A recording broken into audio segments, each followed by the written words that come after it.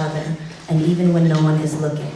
Thank you so much for having me. I feel a lot of pressure being the first poet up, so I brought my child. I was like, they can't hate no matter how bad the poem is, because I have a baby. This is my baby. Yeah, you know what? When in doubt, have a baby. Just joking. Wait till you got a good man like mine, or a woman. All right. So I have just a couple of pieces, and you know, we were backstage, and Erica asked each of the young ladies in the back to offer a word that we'd like to bring to the stage, and the word that I offered was legacy, and so I would really like to take the time just to thank all these women who have given me strength and who have made me who I am. I Kum Sun, I Un Suk, I Hez Hong, I Chini, Sugi Kim, Marie Susan Freeman, Jennifer May Lobendan, Teresa Lugali Barak, Stephanie Ratamper, Suji Kwa Kim, Frida Kahlo, Assata Shakur, Madeline Clifford, Dominic Jones, Molly Rayner, Shnaka Hodge, Jonas Sato, Erika Cespedes, Jari Bradley, Jasmine Monique Hudson, Jade Cho, Jacqueline Huang, Ebony Donnelly. This is for everyone who is under 13 in the room. Yay! That's what I'm talking about. It's for my baby. Yeah. Okay. This piece is called Welcome Here.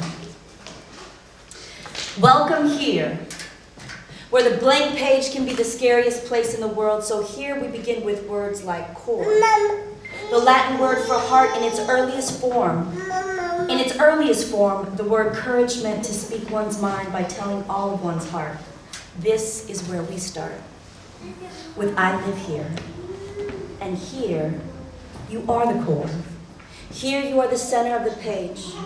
You are both subject and author of the history book that was never read to us. Here, every writer is young David and Malala, and their stories, our words, our weapons, our bones, our tools, our stones, thrown with intent and precision. This poem is not a product of some mythical talent. It is the slow, it is the arduous process of being alone with your thoughts, of putting pen to paper, finger to iPhone, and daring to imagine greatly.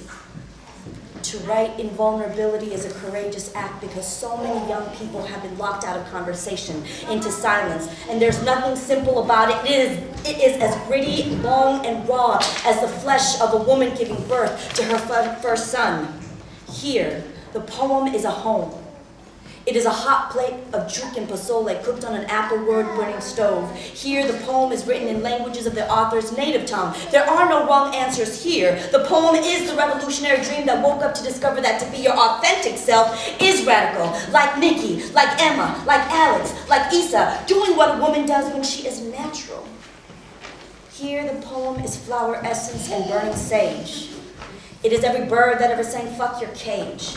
This poem is electric. This poem is inspired. This poem is chasing my son. This poem, Niels, is a king who is flawed and suffers but will never accept defeat.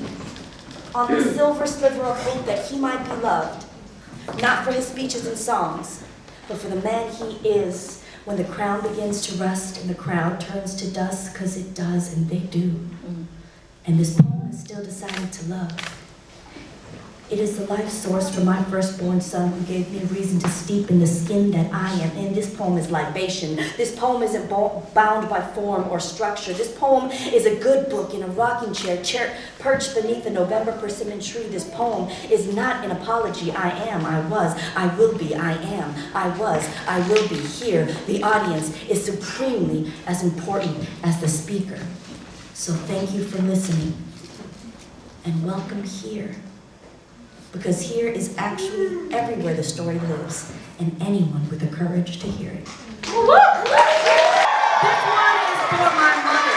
Because I don't care how your baby came out. If that baby came out, God bless you, because that was work. Okay.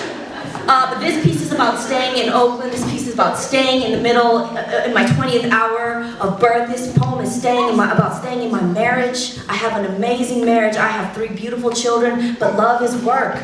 This poem is about staying anywhere where you need to be in the middle of chaos when you want to run. This poem was about staying in Oakland. You were born in a pool of blood, steps away from the platform Oscar Grant was slain. Stay. My midwife whispers in the 18th hour of labor. My arms hang like 2 white flags over the edge of the birth tub in surrender. My belly is a stick of dynamite. The universe will not grant my body the luxury of exploding. God damn it, my darling. I wish we could have met someplace less bloody. But your father and I made you here. And on that night, the steel train that witnessed Oscar, Aya, Alan, Jabril, Alicia, Carlos's take their last breath belted a joyous black hoodie howl announcing your birth. In the 21 hours it took to unearth your name from the crux of my flesh, I petitioned Mother Mary to help me escape this death sentence. I begged her, hurl me into the comforts of Kaiser. Their manicure walls and picket fence white walls where rooms overflow with epidural and Pitocin and bottomless jello. Your Abba whispers, stay, you were made for this. Stay. It is the shortest prayer offered at the altar built on the back of a new lover's head. Stay.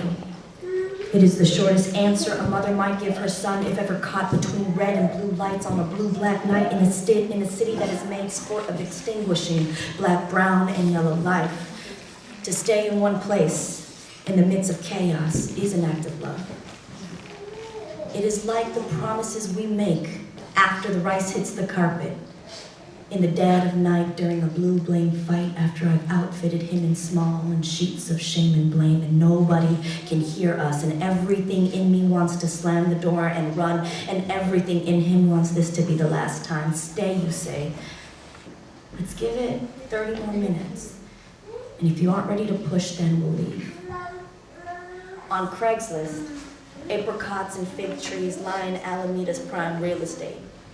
And they tease me with tastes of suburban sweet nectar afternoons, clean air, and California distinguished schools. Outside of our bedroom, though, guns that bark and snap always at somebody's son.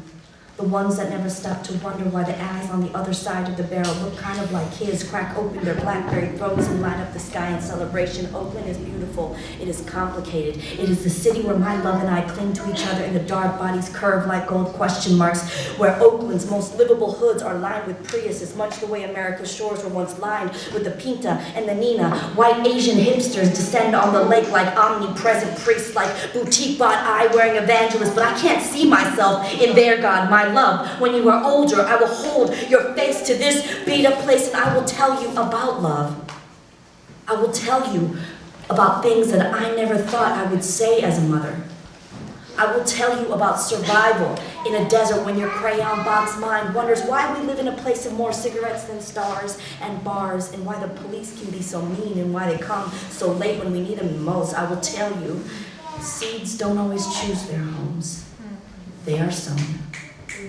And the most beautiful thing I have ever seen was your father pruning a November persimmon tree. He turned around and he looked at me and said, baby, we have to teach it to grow. Thank you.